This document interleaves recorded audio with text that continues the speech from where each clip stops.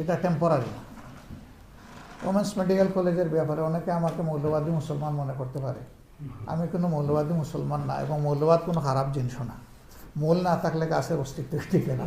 মূল আমাদের লাগবে, কিন্তু যে সেন্সে মৌলবাদ এই স্টিগমাটা দেওয়া হয়, আমি ওই মৌলবাদী মুসলমান না।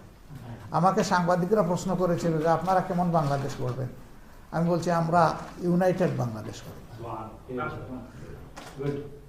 উপদেষ্টাদের শপথের দিন সাংবাদিকরা আমার অনুভূতি জানতে চেয়েছে যে আজকে জাতিকে আপনি কি মেসেজ দেবেন।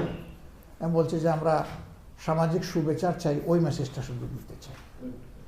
যদি সোশ্যাল জাস্টিস সব ক্ষেত্রে প্রতিষ্ঠিত হয়ে যায়, তাইলে কিন্তু করাপশন করা সহজ হবে না। তখন যারা করাপশন করতে চাইবে তাদেরকে 100 বার চিন্তা করতে হবে। এই জায়গাটা ঠিক হলে সব ঠিক হয়ে যাবে ইনশাআল্লাহ। আমি আপনাদেরকে বলবো যে অভিমান করে বাংলাদেশকে ত্যাগ করবেন না। মা কখনো অভিমান করে তার সন্তানকে তাড়াইয়ে দিতে পারে না।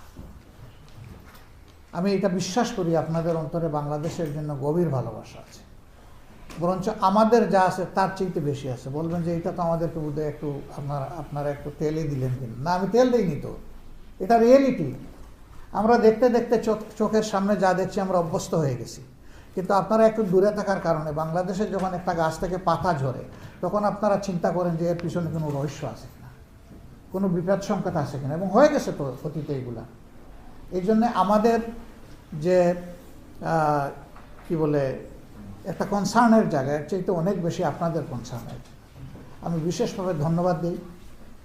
আমি বারবার ফেসিজম আর ফেসিস সরকার এটা বলাও পছন্দ করি না, কারণ ওরাও তো আমাদের পরিবারের সদস্য, রাজনৈতিক পরিবারের সদস্য। ভুল মানুষ করতে পারে, করাপশনও মানুষ করতে পারে, ভুল যে